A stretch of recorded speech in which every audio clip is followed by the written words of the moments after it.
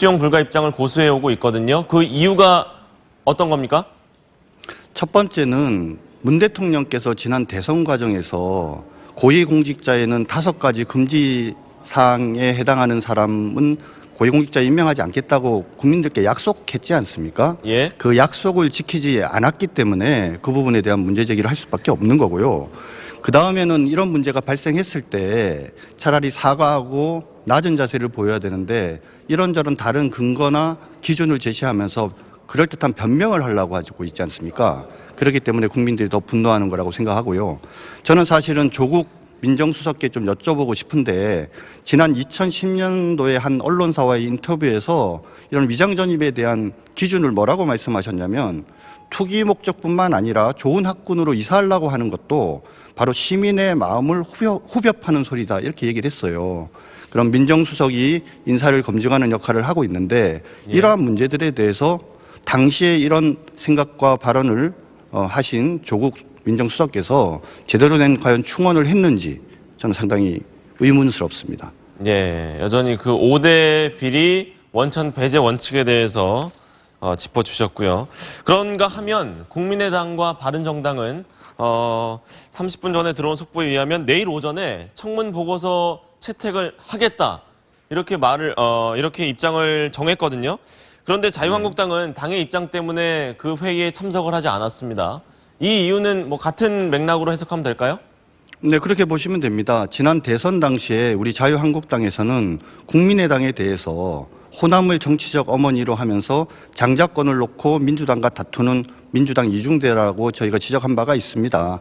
여러 가지 많은 문제점이 있는 줄 알면서도 바로 호남지사를 했던 분이고 그리고 호남 출신이라는 점을 지나치게 의식을 한 것이 아닌가 생각됩니다. 예? 결국 국민을 의식해야 되는데 호남 주민만을 의식했다. 과연 적절한지 이 부분에 대해서 아마 국민들이 상당한 질타가 있을 걸로 예상합니다. 네, 오늘 오전 예, 말씀하십시오. 네, 그렇기 때문에 우리 자유한국당은 원칙과 기준에 따라서 적절하지 않은 이낙연 총리 후보자의 임명이 절차에 대해서 강행되어질 때 그것은 물리력 등을 통해서 막지는 않겠지만 적어도 거기에 대한 분명한 원칙과 기준을 가지고 반대 의사를 명확하게 하려는 것이고요. 예? 그런 측면에서 아마 내일 본회의에 참석하지 않는 걸로 그렇게 방향이 잡히고 있습니다. 예, 알겠습니다. 그렇다면 협치의 전제 조건을 여쭤보고 싶은데요. 그러니까 우원식 민주당 원내대표는 한국당이 본회의에 참여하지 않는다고 하니까 그래도 한국당을 계속 설득해서 협치를 만들어내겠다는 입장인데 정준길 대변인께 협치의 전제 조건, 그러니까 어떻게 하면 정부 여당이 어떻게 하면은 투표에 참여하겠다 이런 조건이 있을까요? 자유한국당은 일단 민주당도 중요하지만 국민의 상식과 그리고 민심을 제일 중요하게 생각하고 있습니다. 뭐 우리를 굳이 설득할 필요가 있는 것이 아니라 원칙과 기준에 맞는다고 한다면 예. 자유한국당에서 굳이 반대할 이유가 없는 거 아니겠습니까? 네, 아까도 지적했지만 문재인 대통령이 공약 당시 말한 5가지 원칙이라는 것은 예. 국민의 상식과 눈높이에 당연히 맞는 것이고 특히 국무총리 후보자는 한두 가지 문제가 아니라 한 서너 가지 정도가 문제가 되고 있지 않습니까? 예. 그러니까 그런 측면에서 오히려 우리 자유한국당을 설득할 문제가 아니라 우리 민주당에서 국민들을 상대로 해서 국민들의 의사를 잘 확인해 보고 적절하지 않다 그러면은 반성을 하면서 그걸 오히려 사퇴하게 하는 것이 진정으로 저는 국민의 뜻에 따르는 거라고 생각을 하고요. 예. 자유한국당을 설득하려고 나설 필요가 는 없고 국민을 제대로 설득해야 된다라고 생각합니다. 예, 방금 국민 설득 문제를 얘기해 주셨는데 물론 정치권의 입장이 다른 건 이해를 합니다. 그러나 더 중요한 건 방금 말씀하신 그 국민 여론이 아닐까 싶은데요.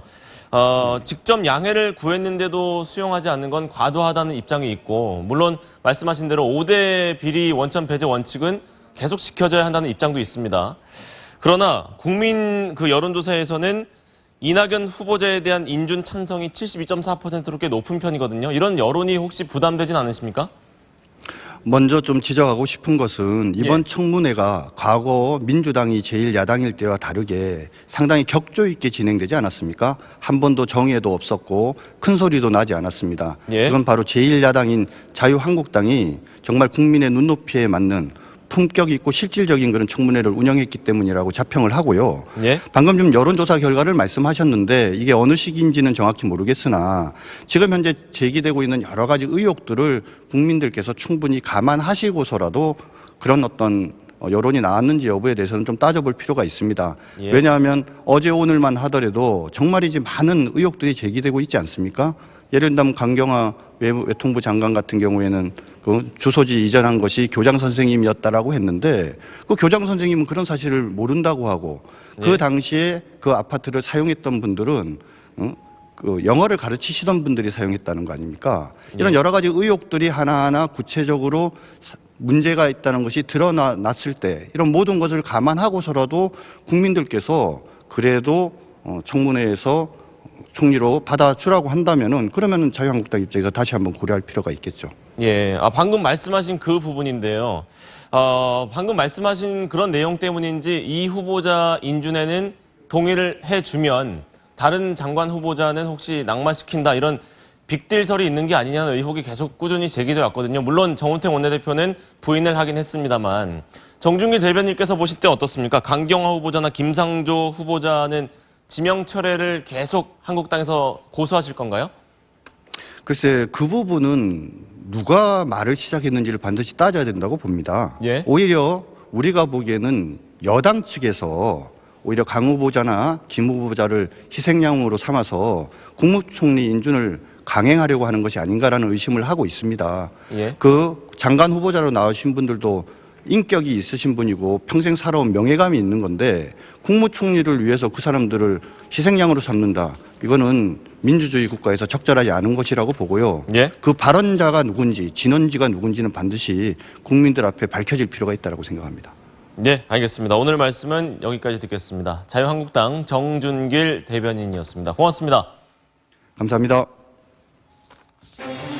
입장 발표하고 바로 기다렸다는 듯이 우리 인준에 협조하겠다 이렇게 했거든요. 이 부분에 어떻게 해석을 해야 합니까? 일단 이제 국민의당도 야당이니까 네. 야당들이 뭔가 이제 태도를 바꾸려면 명분이 있어야 되는데 기본적으로 네. 그런 명분을 좀 세워달라 하는 쪽에 이제 문재인 대통령 입장 표명을 받았겠죠. 뭔가 메시지가 네. 전병현 수석 통해서 메시지가 왔다 갔다 한 겁니까? 전병헌 수석도 만나서 설득을 했다는 것이고요. 네. 또 전병헌 수석 본인도 네. 뭐 굉장히 유감스럽다 하는 그런 정치적 제스처를 취했고요. 네. 그러다 그 이전에 또 우원식 원내대표도 네. 얘기했지 않습니까? 뭐 좀 바람직하지 못한 그런 부분이 있다. 그리고 네. 좀 검증이 철저하지 못한 부분이 있다. 그리고 거기다가 뭐까지 얘기했냐면 민주당 시절에 본인들이 야당일 때 네. 이명박 박근혜 정부에서 너무 좀 지나치게 한 부분이 있다라고 네. 일종의 사과성 얘기를 했어요. 네. 그러니까 그것도 있었고 또 문재인 대통령도 직접 브리핑룸에 서서 발표할 때처럼 인사를 발표할 때처럼 하진 않았지만 그래도 공개적인 장소에서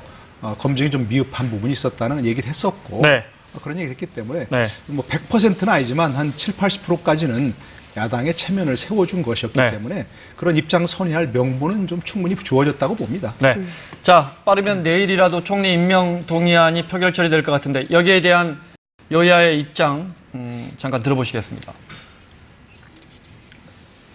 저는 문재인 정부와 더불어민주당의 주요 국정 목표인 협치를 포기할 생각이 전혀 없습니다. 오늘도 하루 종일 야당 대표님들과 국회의원님들 계신 곳 어디든지 찾아가서 설득하고 토론을 통해서 진정한 협치의 과정을 만들어 나가겠습니다. 문재인 정부가 여당 이중대들과 손잡고 설령 이낙연 총리 후보자는 임명할 수 있다고 해도 이런 식의 꼼수 정치로는 앞으로 더 많은 문제를 불러오게 될 것이고 만약 그렇게 된다면 그 책임은 문재인 정부에 있다는 것을 분명히 밝힙니다. 우리는 내일 본회의에서도 이 같은 원칙에 따라 행동 방법을 결정할 것입니다. 국정 공백을 조기에 해소해야 한다는 판단에 따라 어려운 결단을 내린 것입니다. 분명히 말씀드리지만 총리 후보자 인준에 협조하는 것이 뒤에 있을 강경화, 김상조 후보자의 위장 전입 의혹에 대해 면죄부를 주는 것은 결코 아닙니다. 어제 대통령이 하신 말씀이 정직하지 못했다 이렇게 보고 있습니다. 사실상 공약 파기입니다. 양해를 해달라고 이 말씀을 하시면서도 원칙을 파기한 것은 아니다. 원칙은 지키겠다. 이렇게 애매한 이야기를 했습니다. 다만 정부 초기에 총리가 빨리 지명이 되어야 후속 인사 작업이 가능한 그런 문제 때문에 저희들도 고심을 하고 있습니다만. 그러니까 저 바른정당 같은 경우에 내일 표결 처리에 참여는 하되 반대표를 찍겠다. 예. 이런 건가요? 당론이죠. 얘기하고 있습니다. 네. 내일 오전 10시에 청문 보고서를 채택하면 네. 보통은 오후 2시에 본회의가 열리게 되죠. 네. 뭐 특별한 일이 없으면. 아마도 이제 그 오늘 중 또 내일까지도 계속해서 뭐 정무라인을 통해 가지고 네. 야당 설득 작업이 계속 되겠지만 뭐 특별한 문제가 없으면 오후 2시에 채택을 하는데 네. 현재 이제 국민의당은 일단 찬성하겠다 했고요. 바른정당은 당론인지 아닌지는 확실치 않습니다. 네. 이게. 그러나 일단 반대하겠다 이런 의사를 표시했고요. 저는 그 상관없다고 봅니다. 그런 것이 정정당당하다고 보고요. 네. 자유한국당에서도 만약에 반대한다면 우리 전체적인 생각은 반대하지만 네. 참여해서 정정당당하게 투표 이거 하겠다. 그리고 반대표를 던지겠다. 네. 하는 것이 저는 오히려 바람직한 그런 새로운 정치의 모습이라고 생각합니다. 그리고 저는 또 당론은 너무 정하지 말고요. 네. 국회의원들 여러 차례 얘기했지 않습니까? 이게 무슨 뭐 나라를 흔들 그런 문제도 아니기 때문에 네. 엄청난 정책도 아니기 때문에 전칙은 반대 의견이다. 그러나 의원들 개개인 소신을 갖고 투표하라 네. 하는 자유투표를 했으면 좋겠습니다. 네. 당론을 정하기보다는. 네. 예. 네. 이번에 화제를 좀 바꿔볼게요. 새누리당 세비 반납 공약이 지금 화제인데요. 과거의 새누리당요? 네. 네. 자, 지금 보시는 사진이 지난해 4.13 총선 때 새누리당이 내놨던 세비 반납 광고입니다. 당시 김무성 의원을 포함해서 40여 명이 갑을 개혁 등의 5대 개혁 과제를 2017년 5월 31일, 그러니까 내일까지예요. 내일까지 이행하지 못하면 1년치 세비를 국가의 기부 형태로 반납을 하겠다. 작년에 그렇게 얘기를 했었는데 지금 5대 과제 이행률이 얼마나 될까요?